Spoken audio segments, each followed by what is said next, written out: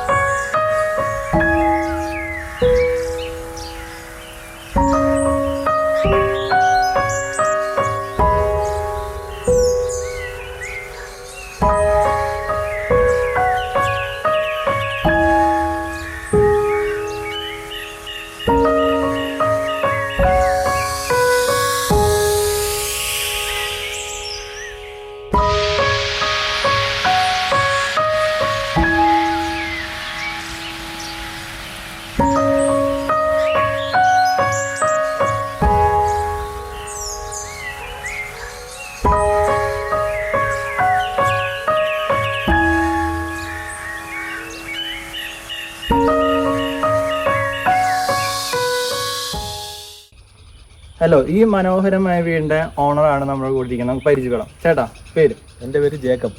Jacob ചേട്ടൻ എന്താ? നെടുങ്കാട്ടിൽ സമയ കർഷകനാണ്. ഓക്കെ.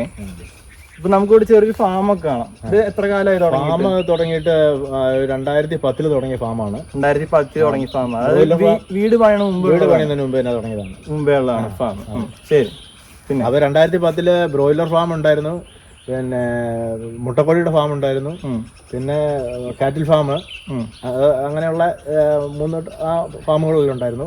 അതുപോലെ തന്നെ എല്ലാ കൃഷികളും നല്ല രീതിയിൽ ചെയ്തുകൊണ്ടിരിക്കുന്നു. പിന്നെ വീട് പണിതിട്ട് ഇപ്പൊ 5 വർഷമായി. 5 വർഷം. വീടിനകത്ത് ഏറ്റവും കൂടുതൽ എന്റെ വീട് ഇന്ന രീതിയിൽ ഇരിക്കണമെന്ന് വിചാരിച്ച പണിത ആ ഒരു കാര്യം മനസ്സിൽ ഒറ്റ നിലയിൽ പണിയണമെന്ന് പണ്ട് മുതലുള്ള ആഗ്രഹം. ഒരു നിലയുള്ള വീട് പണിയണം എന്നുള്ളതായിരുന്നു. അതിനുള്ള കാരണം എന്ന് വെച്ച് കഴിഞ്ഞാൽ മുകളിലത്തെ നിലയിലേക്ക് ആരും കയറുമൊന്നുമില്ല. പിള്ളേരൊക്കെ ഉള്ള സമയത്ത് മാത്രമേ മുകളിലത്തെ നിലയിലേക്ക് കയറുള്ളൂ. പിന്നെ മുട്ടുവേദനയും കാര്യങ്ങളൊക്കെ ഉള്ളവർ സാധാരണ കാണുന്ന ഒരു രോഗമാണല്ലോ. അതുകൊണ്ട് എല്ലാം പിന്നെ മുകൾ നിലയിലേക്ക് കയറാനുള്ള ഒരു സാഹചര്യം ഒന്നും ഉണ്ടായിരിക്കില്ല. പിന്നെ അതുപോലെ തന്നെ വീട്ടിൽ അംഗങ്ങൾ കുറവായിരിക്കും. അപ്പൊ അതുകൊണ്ട് ഭാര്യയും ചേട്ടനും മാത്രമായിട്ടാണ് മിക്ക സമയം വീട്ടിലുണ്ടാവുക. പിള്ളേരൊക്കെ പുറത്താണ്. അപ്പൊ അത് കണ്ടിട്ടാണ് ഒറ്റനില എന്നുള്ള രീതിയിലേക്ക് തന്നെ പോയി. വേറെന്താണ് വീടിനകത്ത് വരുത്തിയിട്ടുള്ളത്? വീടിനകത്ത് വരുത്തിയിട്ടുള്ളത് പറഞ്ഞാൽ ഓപ്പൺ കിച്ചൺ ഒരു കോൺസെപ്റ്റ് ആണ് വെച്ചിരിക്കുന്നത്. Open kitchen concept. എങ്ങനെയാണ് ആ ഒരു കോൺസെപ്റ്റിലേക്ക് എത്തിയെന്ന് വെച്ച് കഴിഞ്ഞാൽ ആൾക്കാരില്ലല്ലോ, വീട്ടിലെ ആൾക്കാരില്ലല്ലോ. ഞങ്ങൾ തമ്മിൽ സംസാരിക്കുകയും ആ കൂടെ തന്നെ കിച്ചണിലെ വർക്ക് ചെയ്യുകയും ഒക്കെ ചെയ്യുന്ന സമയത്ത് ഒരു ഹോംലി അറ്റ്മോസ്ഫിയർ, ഒരു അറ്റാച്ച്മെന്റ് കൂടുതൽ വരും. പിന്നെ ഉറങ്ങുന്ന സമയത്ത് മാത്രമേ നമ്മൾ ശരിക്കും പറഞ്ഞാൽ ബെഡ്റൂമിലേക്ക് പോകുന്നുള്ളൂ. അല്ലാത്ത സമയത്ത് മുഴുവൻ സമയത്തും പിന്നെ ഒന്നെങ്കിൽ പറമ്പിൽ അല്ലെങ്കിൽ ഇവിടെ കിച്ചണിനോട് ബന്ധപ്പെട്ട പണി നടക്കണമല്ലോ. ആ ഒരു സൗകര്യത്തിനും കൂടെ വേണ്ടിയാണ് അങ്ങനെ ചെയ്തത്.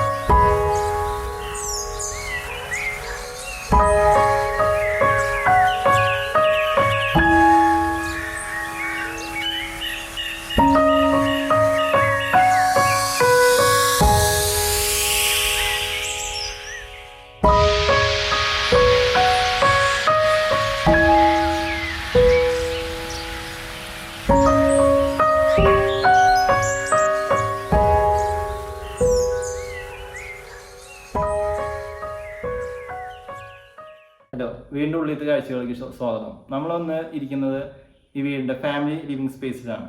ഓക്കെ, ജഗുവേട്ട, എങ്ങനെയാണ് ബാക്കി വീടിൻ്റെ വിശേഷങ്ങൾ? ബാക്കി 4 ബെഡ്റൂം ആണുള്ളത്. 4 ബെഡ്റൂമും അറ്റാച്ച്ഡ് ആണ്.